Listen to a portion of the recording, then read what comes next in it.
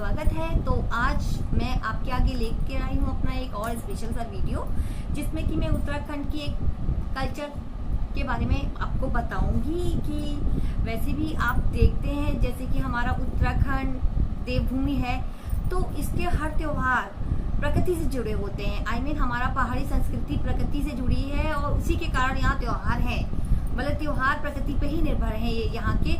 तो गाइस, हरेला आ रहा है। हरेला पर्व ऐसा है जो कि हरियाली का प्रतीक है। नाम से ही आपको पता चल रहा है कि ये हरियाली का प्रतीक है। तो ये जब मेन हरेला होता है, जिस दिन हरेला काटा जाता है उसे 9 दिन पहले बोया जाता है, 10वें दिन काट लिया जाता है। तो मैं आपको हरेले के बारे में बताऊंगी। मेनली होता ये है कि उत्तराखंड में 3 हरेले होते हैं, मतलब 3 बार हरेला मनाया जाता है। पहला चैत्र मास में और दूसरा जो अब आ रहा है श्रावण मास में। हरियाली जब शुरू होती है, गर्मियों के बाद जब हरियाली शुरू होती है तो हमारा ये हरेला मनाया जाता है और चारों तरफ हरियाली फैली होती है। ये हम लोग को एक तरह से वो करता है कि हमें पेड़ लगाने चाहिए, हरियाली फैलानी चाहिए, सब तरफ खुशियां मनानी चाहिए। और तीसरा आता है अश्विन मास में, जब नवरात्रि चलती है तो उस दिन हरेला बोते हैं, पहले नवरात्रि को, और 10वीं के दिन हरेला काटा जाता है। तो दोनों बार तो नवरात्रियों पे आता है हरेला, और जो गर्मी की नवरात्रि होती है उस पे आता है एक, और एक आता है जाड़े की नवरात्रि पे आता है। और एक हरेला होता है हमारा जब हरियाली शुरू होती है गर्मी के बाद। तो गाइज, इस त्योहार को भी हम लोग बहुत अच्छे से मनाते हैं। अभी मैं वो भी सेलिब्रेशन दिखाऊंगी जिस दिन मनाया जाएगा, और ये भी दिखा रही हूँ, आपको बता रही हूँ कि ये हम बोते कैसे हैं, क्यों बोते हैं। तो गाइज, इस दिन ऐसा करते हैं, 7 प्रकार के बीज लेते हैं, जिसमें होता है मक्का, जौ, भट, सरसों और उड़द।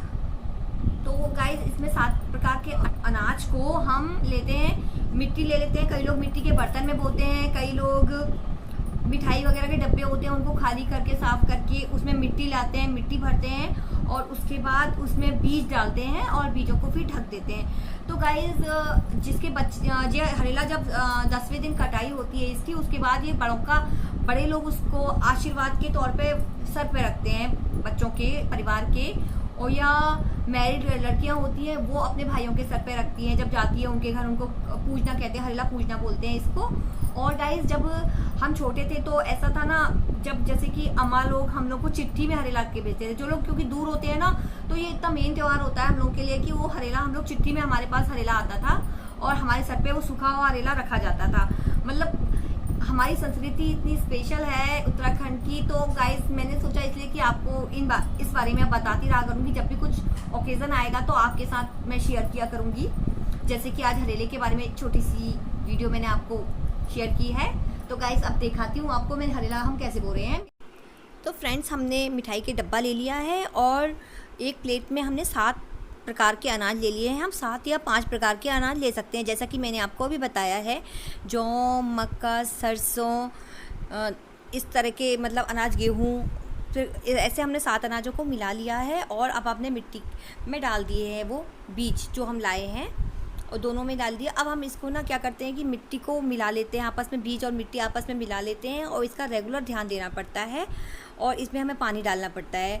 और कुछ समय बाद 10 दिन के अंदर ये अच्छा खासा इतना अच्छा बड़ा हो जाता है। मैं आपको जब 10 दिन बाद ये हरेला दिखाऊंगी तो आप लोग भी कहोगे कि इतनी अच्छी ग्रोथ 10 दिन में हो जाती है इस हरेले की।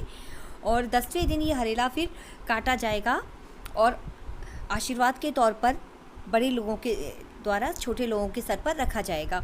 और लेकिन वैसे तो बड़े लोग रखते हैं सर पर, लेकिन कन्याएं भी हरेला पूजती हैं, हर कन्याएं बड़ों के सर पर हरेला रखती हैं। गाइस, आपको हमारा आज का वीडियो कैसा लगा ज़रूर बताएं, और हमारे चैनल को सब्सक्राइब करें, वीडियो को लाइक करें, कमेंट करें, शेयर करें। Thank you so much guys for watching my vlog. Bye bye, take care.